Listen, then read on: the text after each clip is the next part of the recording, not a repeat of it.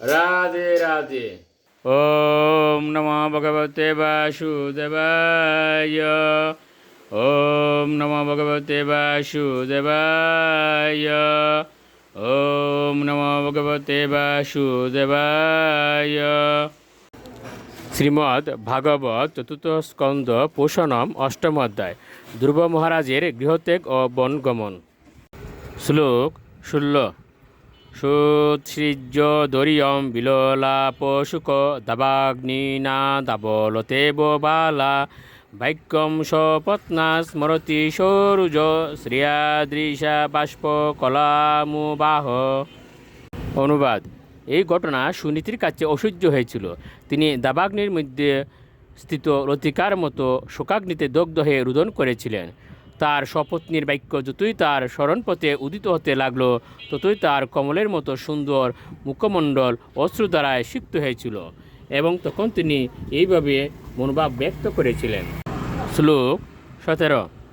দীর্ঘম শশন্তি বৃজিনৈশ্য পারম অপশতি বালক মাহবালা মামঙ্গলম তাত পরেষু মমস্তা ভুঙ্গক্তে জন ইয়ৎ পর দুঃখ দস্তৎ।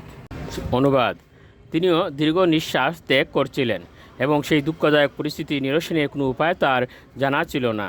তাই তিনি তার পুত্রকে বলেছিলেন, হে বৎস, তুমি কখনো অন্যের অমঙ্গল করো না।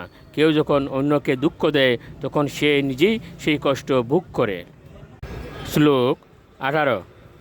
সত্যম সুরুচা বিহিতম ভবান মে দুর্ভোগায়া উদরে গৃহীত স্তনেন বৃদ্ধশ্চ বিলজ্জতে ইয়াম বারিয়েতি বা বুরু মিরস্পতির্মাম।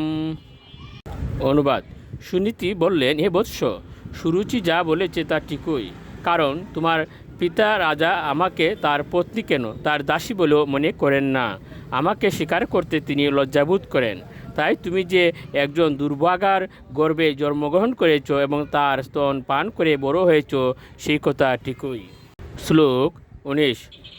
আতিষ্ঠ তত্তাদ বিমত সরস্তু মুক্তম সমাত্রাপি যদ্বলিকম আরাধয় অদুক্ষজ পাদপদ্মম যদিচ্ছসে অদাসনম উত্তমুয়তা।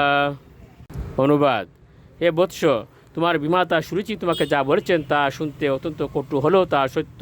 তাই তুমি যদি তোমার সৎ ভাই উত্তমের মতো রাজ সিংহাসন লাভ করতে চাও, তাহলে মাৎসর্য পরিত্যাগ করে এখনই তোমার বিমাতার আদেশ পালন করতে চেষ্টা করো। তুমি অবিলম্বে পরমেশ্বর ভগবানের শ্রী পাদপদ্মের আরাধনা করো। শ্লোক 20। সাংগ্রে পদ্মম পরিচর্য বিশ্ব বিভাবনায়াত্ম গুণাবিপত্তে অজ অদ তিষ্ঠৎ খলু পারমেষ্টম পদম ত্রিজিতাত্ম শশনাবিবন্ধম। অনুবাদ: সুনীতি বললেন, পরমেশ্বর ভগবান এতই মহান যে কেবল তার শ্রী পাদপদ্ম আরাধনা করার দ্বারা তোমার প্রপিতামহ ব্রহ্মা এই বিশ্ব সৃষ্টি করার উপযুক্ত যোগ্যতা অর্জন করেছেন।